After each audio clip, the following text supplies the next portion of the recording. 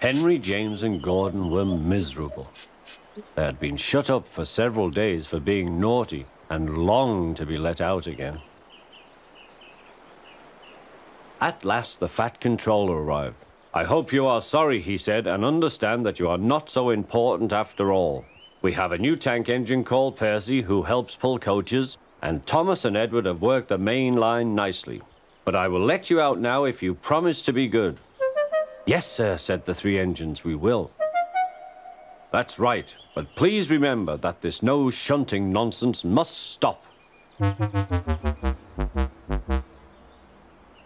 He then told Percy, Edward, and Thomas that they could go and play on the branch line for a few days. And they ran off happily to find Annie and Clarabelle at the junction. The two coaches were so pleased to see Thomas again. Edward and Percy played with trucks. "Stop, stop, stop," screamed the trucks as they were pushed into their proper sidings. But the two engines laughed and went on shunting till the trucks were tidily arranged.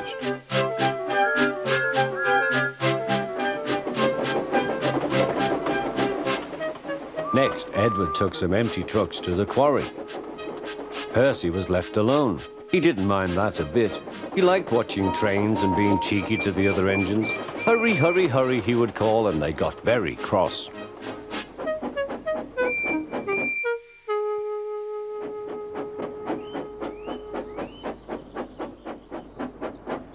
After a great deal of shunting, Percy was waiting for the signalman to set the point so that he could get back to the yard.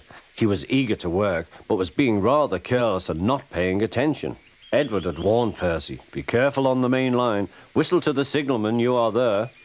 But Percy didn't remember to whistle, so the busy signalman forgot him. Percy waited and waited. The points were still against him, so he couldn't move. Then he looked along the main line. Peep, peep! He whistled in horror, for rushing straight towards him was Gordon with the express. "Oh!" groaned Gordon. "Get out of my way!"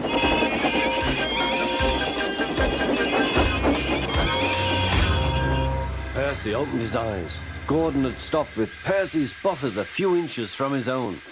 But Percy had begun to move. "I won't stay here. I'll run away," he puffed.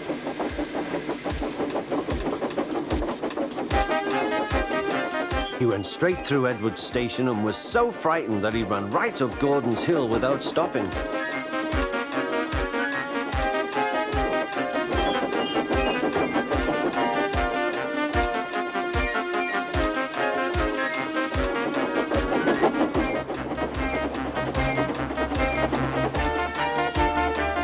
After that, he was tired, but he couldn't stop. He had no driver to shut off steam and apply the brakes. "I want to stop, I want to stop," he puffed. The man in the signal box saw Percy was in trouble, so kindly set the points. Percy puffed wearily onto a nice empty siding, ending in a big bank of earth. He was too tired now to care where he went. "I want to stop. I want to stop. I have stopped," he puffed thankfully. "Never mind, Percy," said the workmen as they dug him out. "You shall have a drink and some coal, and then you'll feel better." Presently, Gordon arrived. "Well done, Percy. You started so quickly that you stopped a nasty accident." "I'm sorry I was cheeky," said Percy.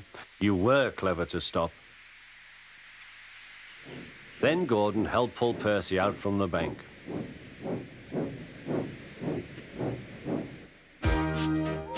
Percy is still cheeky because he is that sort of engine, but he is always most careful when he goes on the main line.